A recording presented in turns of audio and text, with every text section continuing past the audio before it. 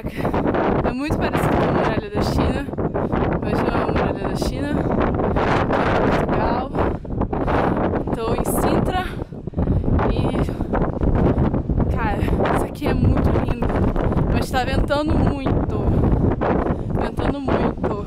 Passa um alfinete. Estive andando lá daquela torre por toda a muralha.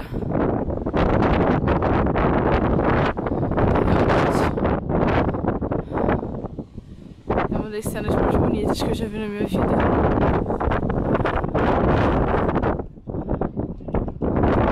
Isso aqui é muito lindo mesmo.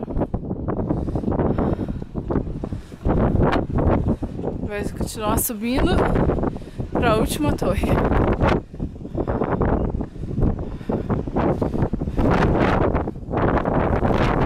Ai, meu Deus. A bandeira portuguesa.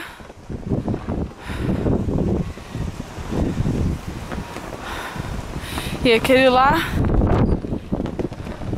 é um castelo que eu já fui mais cedo, é o Castelo da Pena. Um dos mais lindos que eu já vi na minha vida. Esse país é muito lindo mesmo. Tá ventando muito, ventando muito. Tem horas que eu me abaixo aqui e fico desesperado.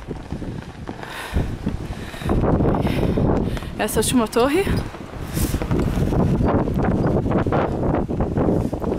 Toma muito cuidado.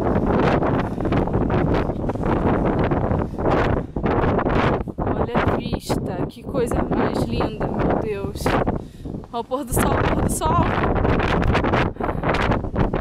Ai, gente, isso é muito lindo.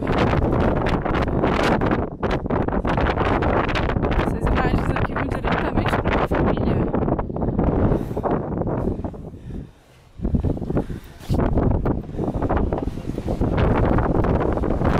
Meninos, dá um oi. E aí, galera? Esses loucos, chegamos aqui no final. Não acredito. Uhul! Surreal. As bandeiras, que um dia a gente vai procurar na internet o que é.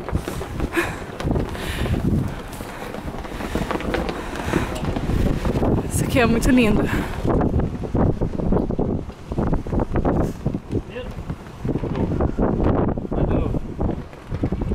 Lá embaixo está Lisboa, nós viemos de trem. Muito legal.